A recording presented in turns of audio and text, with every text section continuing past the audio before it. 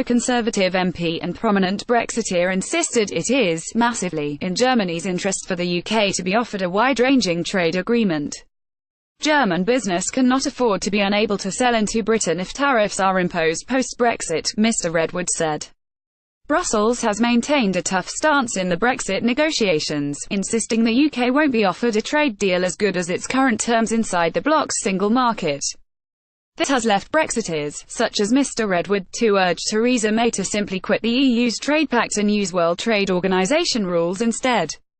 Sky News GETTYBrexit News. John Redwood outlines why Germany needs British Brexit deal. There has been times when Angela Merkel says she doesn't know what Britain wants. John Redwood. Mr Redwood's Tory colleague Craig Mackinlay met with the European Commission's chief negotiator Michel Barnier on Monday, with the MP hinting cracks are emerging in the remaining EU 27's position on a potential deal for Britain. Speaking to Sky News, Mr Redwood suggested a reason why Germany could potentially break away from the EU's negotiating position.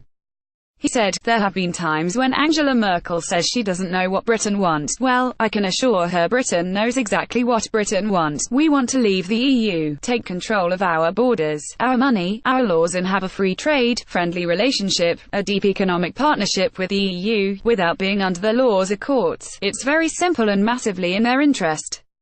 Germany sells us so much, and I can't really believe the Germans want to end up paying tariffs and facing other barriers on all their exports to us, but if they do, then we can trade with them under World Trade Organization rules." German MEP Hans-Olaf Henkel has echoed a similar sentiment to Mr Redwood in past interviews.